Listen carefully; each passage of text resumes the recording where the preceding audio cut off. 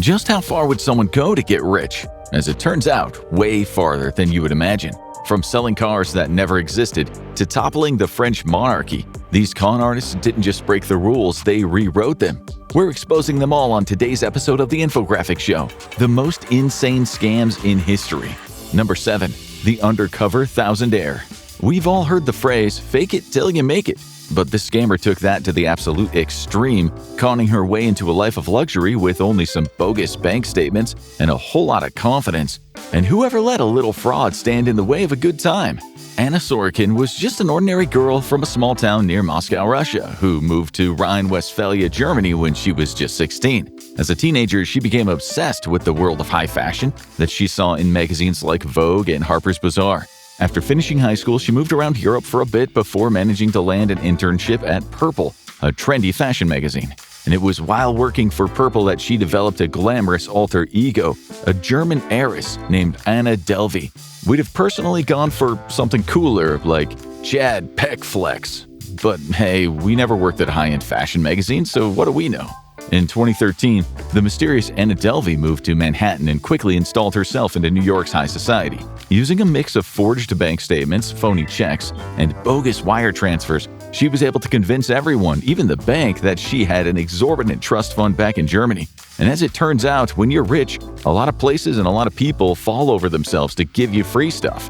She stayed in luxury hotels, she bought designer clothing, and booked spa sessions, all given to her for free, or paid for by loans that she had fraudulently taken out based on her falsified financial records. Whenever she had cash, she threw it around like it was nothing. Part of the reason why so many luxury hotels and restaurants turned a blind eye to her grift was because she was a very generous tipper. She'd throw out $100 tips like they were confetti, so people just assumed she's gotta be rich. But as the scam went on, she had to resort to more creative ways to cover her tracks. When City National Bank came calling about her $100,000 in overdraft fees, she fabricated a story about her business manager conveniently dying before her accounts could be investigated.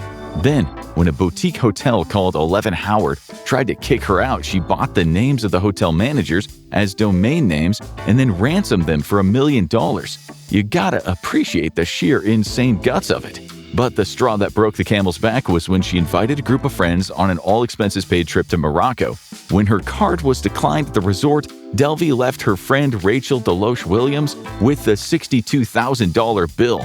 Williams knew that she had been duped, and she called the authorities. Anna Delvey was arrested in October 2017 and sentenced to 12 years in prison. It's estimated that over the course of 4 years, she stole an eye-watering $275,000, and things got even crazier from there. She was released in 2021, but detained again by ICE for overstaying her visa. After another 18 months, she was released on bail and placed under strict house arrest. But despite that, Anna hadn't given up her dreams of glamorous high-fashion life.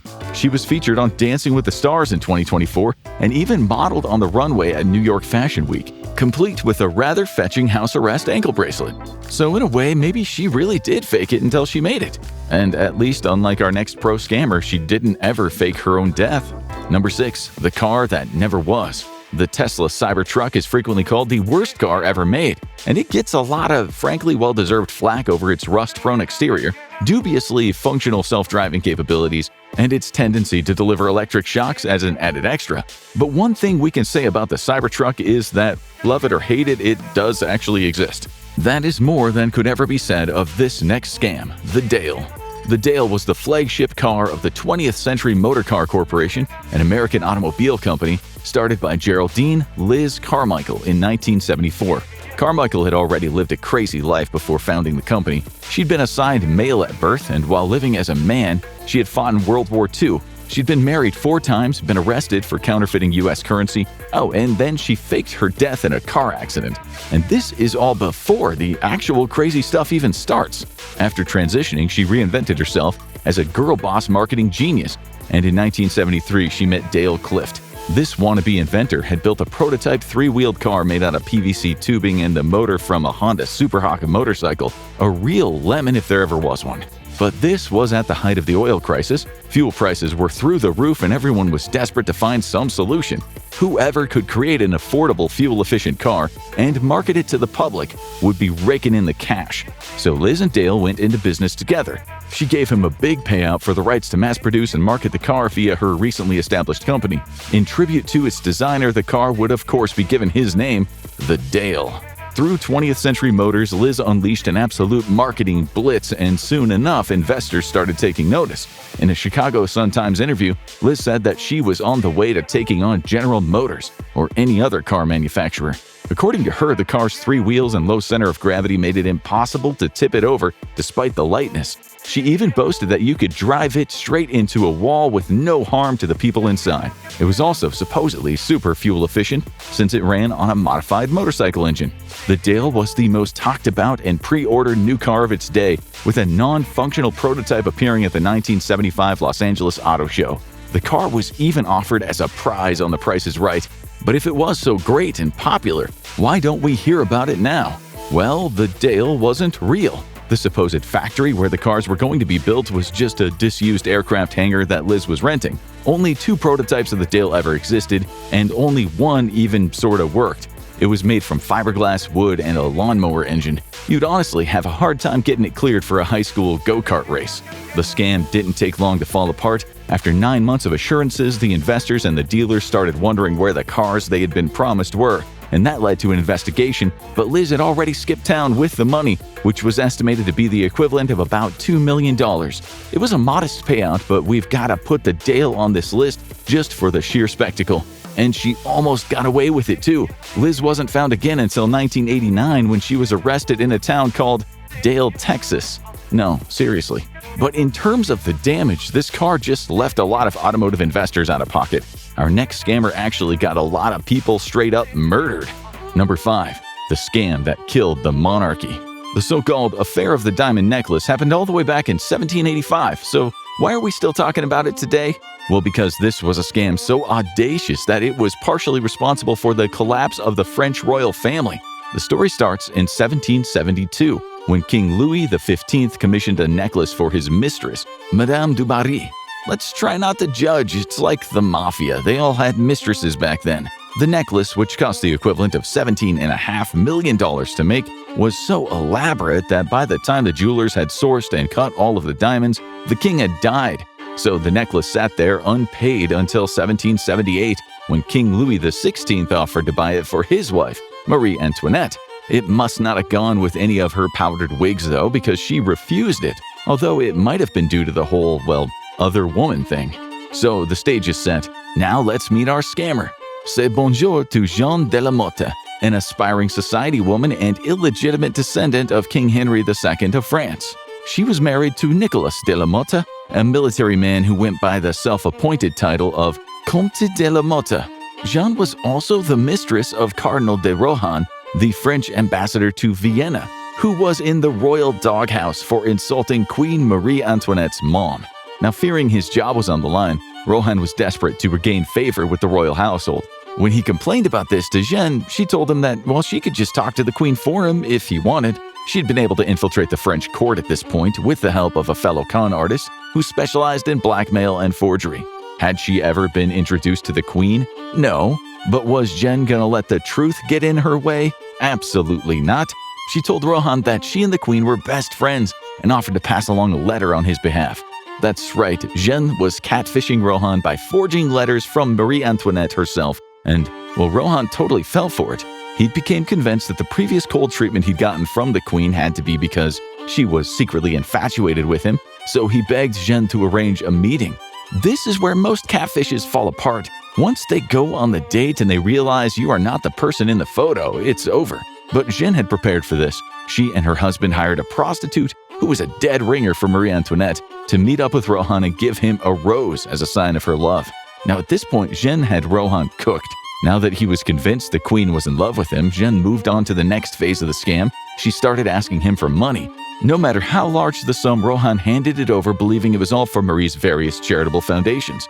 But in reality, all that money was going to Jeanne de la Motte's clout-chasing fund. Not only was she making enough bank to get anywhere that she wanted, She was also gaining social capital by going around bragging about her best friend, Marie Antoinette. And because of this bragging, a pair of jewelers got in contact. Jewelers who had been trying to sell Marie a big diamond necklace for years at this point. Jeanne agreed that she would help them sell it. Maybe not to the queen, but definitely to someone. She forged another letter to Rohan attached with a pre-signed order form for the necklace. In the letter, the queen explained that she would love to buy the necklace, but considering the state of the economy at the time, buying it would be a bad look. Rohan agreed to pay for the necklace in installments, with the assumption that Marie would pay him back in the future. He picked up the necklace from the jeweler and gave it to a man that he believed was the queen's valet. Not long after, the necklace was pawned and scrapped, and Jeanne ran off with the cash.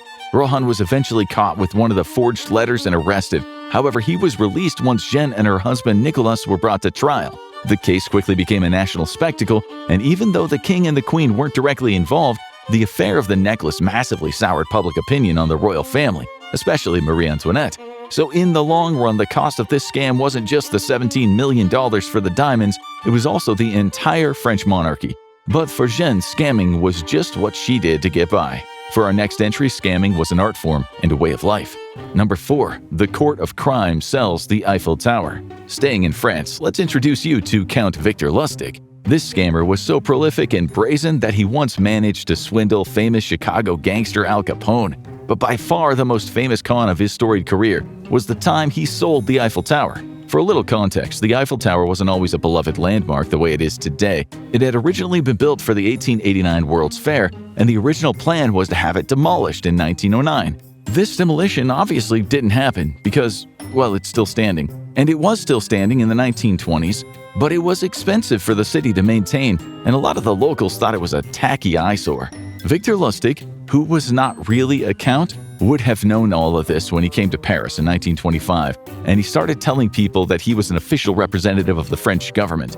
A forger made him some official-looking stationery with a phony government letterhead. Then Lustig got in contact with 6 of France's biggest traders of scrap metal to organize a meeting in one of Paris's most upmarket hotels. At this meeting, Lustig gave them the following offer. The Eiffel Tower was costing the city millions. It had to come down as soon as possible, and with as little publicity as possible. But only one scrap metal company could get the contract for the landmark's demolition. All 6 company heads were bidding, but Lustig, who had been running cons since he was a teenager, focused on who he thought would be the most gullible. And that person was André Poisson. Poisson was new to the business and eager to establish himself in the big city, but given the size of his company, he didn't have the kind of money that the other businesses were offering. Lustig said that as a government official, he didn't make very much money. Maybe if Poisson were to grease his palm a little bit, he could put in a good word with the higher-ups. Ironically, until the bribe, Poisson had been unsure that Lustig really worked for the government, since up to that point he'd seemed to be too honest. Poisson paid for the Eiffel Tower by check and then handed over 70,000 francs in cash. That is nearly $1 million in today's money. By the time Poisson realized that he had been duped, Victor was in Vienna, and Poisson was too embarrassed to go to the police. Victor later returned to Paris and tried the same scam again, but the cops soon found out and he quickly fled to the US. But embarrassment doesn't come anywhere near our next scam because the scammers behind it were downright shameless. Number 3. Fyre Fest. 2016 was a crazy year for a lot of reasons. It was marked by political upheaval in the US and Britain, a plethora of Pokemon Go related injuries, and mass hysteria sparked by killer clown sightings, just to name a few. It was also the same year that the sleazy businessman Billy McFarland and rapper Ja Rule decided to go on a small plane flight together over the Bahamas. In the process, these 2 unlikely friends came up with a crazy idea that would become one of the most infamous scams of the 21st century, the Fyre Festival. It was marketed as a luxury getaway on a tropical island with 5-star accommodations and live music from some of the hottest acts available. What people actually got was an experience closer to Lord of the Flies. As the story goes, McFarland and Ja Rule were riding in a small prop plane together, which ran out of gas and forced them to land on the island of Exumas. Struck by the island's beauty, they immediately started thinking, we should host a music festival here. Only after they had made the website and booked a bunch of performers did they realize that the island had no running water. It was just a minor setback, but it didn't slow down the press tour in the slightest. McFarland sent out a 43-page pitch deck to investors. Influencers like Bella Hadid and Emily Ratajkowski were flown to the island for a sneak preview to drum up hype. There was even a promotional write-up in Elle magazine boasting that the event would have yoga on the beach, sea bobbing, water trampolines, and we are not making this up, $1 million of real buried treasure hidden around the island. A commercial posted to YouTube claimed that the location of the festival would be Pablo Escobar's private island. All of these ridiculous claims were no doubt a way to make the $900 ticket price feel more justified. Despite all of these insane promises, the festival organizers failed to deliver on basically anything. Investors who went to check out the site for themselves decided not to plow money into the venture. Most of the headlining acts, including Migos, Blink-182, and Disclosure, started to pull out, citing lack of payment. When the first day of the festival came around, attendees expecting a lush, deserted island were greeted by an unfinished construction site full of cheap-looking tents, trucks, and stacks of bricks. Realizing they had been conned, people tried to get back on the plane only to find out that the airport had been closed, and they were stuck there overnight. In the end, the disastrous mismanagement of Fyre Festival cost investors and attendees, allegedly including Ja Rule, around $26 million. While Billy McFarland claimed it was all the result of poor planning and overambition, the SEC painted a different picture. According to federal prosecutors, McFarland was spending that investor money on luxury cars, celebrity parties, and a swanky Manhattan penthouse. He was eventually charged with wire fraud and in 2018 sentenced to 6 years in federal prison.